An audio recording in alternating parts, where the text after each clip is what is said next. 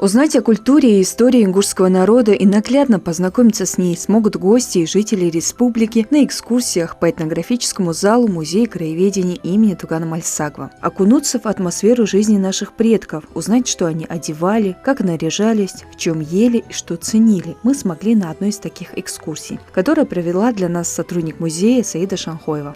Первое, на что ты обращаешь внимание в зале этнографии, это манекены горца и горянки, которые наглядно демонстрируют, во что одевались наши предки. Одежда может рассказать многое о человеке, обществе, времени, предпочтениях и вкусах людей, живших в прошлом.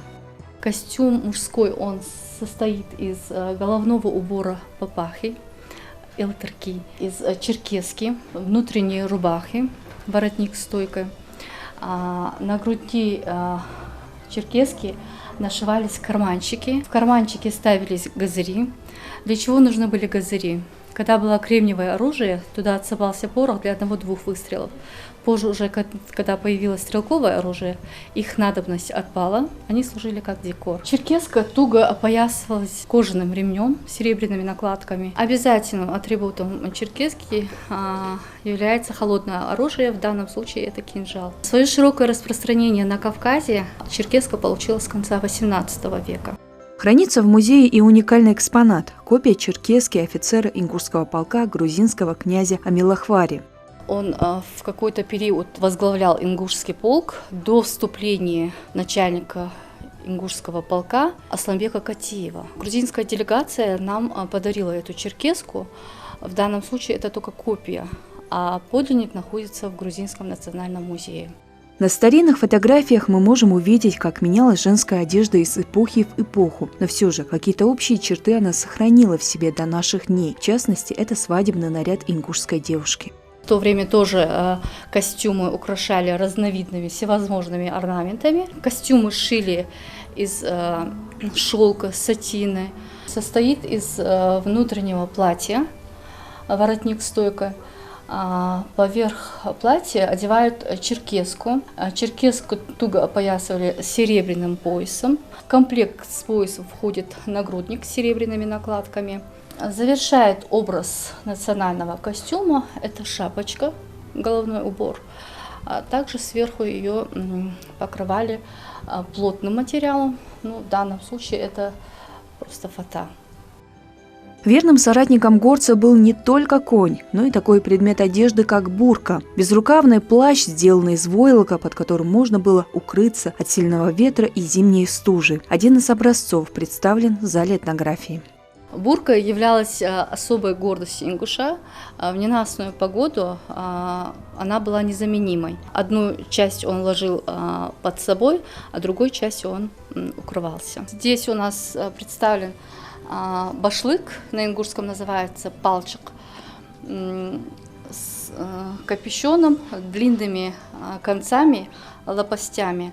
В ненастье и мороз он наматывался на голову. Сегодня войлочный ковер является произведением искусства, а вот когда-то он был важным атрибутом жизни наших предков. Его использовали в обрядах, например, свадебном, дарили в качестве подарка и вешали в домах. Он защищал жилище горцев от пронизывающих ветров, которые проникали в их каменное жилище. Трудоемкой работой при изготовлении истинга является вырезание узора с одного войлока и вшивание его в другой. Например, мы здесь видим 4 цвета, да? Они одновременно могли получить 4 истинга. То есть они вырезали с одного войлока, с одного цвета и вшивали его в другой. И таким образом у них не оставалось ни одного отхода, а шов он обрабатывался белой тесьмой. Не просто учились шить ковер, но и понимать суть орнамента, что написано на этом ковре. То есть у каждой семьи был свой семейный язык.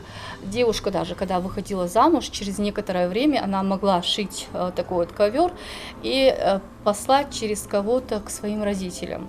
И вот родители понимали, каково ей там живется. Мотивами для узора служили оленьи рога.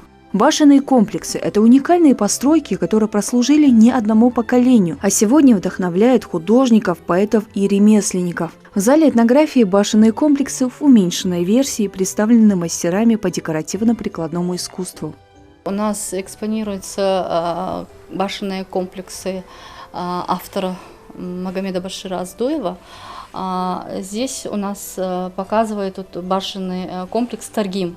Он здесь передает в точь-точь. Это боевые, полубоевые и жилые башни. Также город мертвых, солнечные могильники, склепы. Девушку, когда выдавали замуж, старики обязательно спрашивали, есть ли у жениха своя родовая башня и склеп. Если нет, то девушку замуж не выдавали. Но также в зале этнографии вы можете увидеть башенные постройки из гипса. Автор Аслан Хашагульгов. Он здесь показывает боевые, полубоевые, жилые башни, также солнечные могильники надземные и подземные. Кроме того, здесь мы смогли увидеть различные аксессуары, принадлежащие нашим предкам. Горянки были еще теми модницами. Они носили серебряные пояса, орнаментированные ленты, дамские сумочки. Кроме того, здесь собрана посуда самых разных времен – из меди, железа, дерева. Вплоть до 20 века пользовались и деревянной посудой. В Горной Ингушетии до сих пор можно встретить деревянную посуду. Здесь у нас представлена маслобойка, чашка деревянная, половник, тазы. И богатство хозяина тоже могли определить по посуде. Картины Хошахмеда Имагожева поражают, так как в них с доскональной точностью изображена жизнь и быт ингушей. И одна из самых знаменитых работ мастера – строительство башен.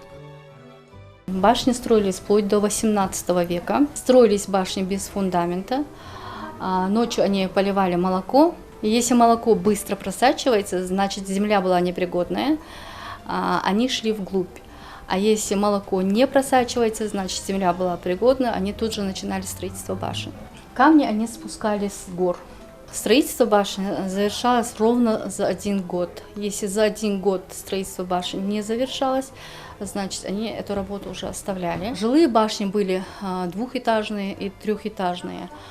Ну а самая высокая башня доходила до 36 метров. Рассказать о всех экспонатах, собранных в зале этнографии, невозможно в рамках одного сюжета. Это и оружие, работа первого профессионального художника Хаджибекара Ахриева и многое-многое другое. Чтобы увидеть все, надо посетить музей, и тогда можно будет прикоснуться к истории.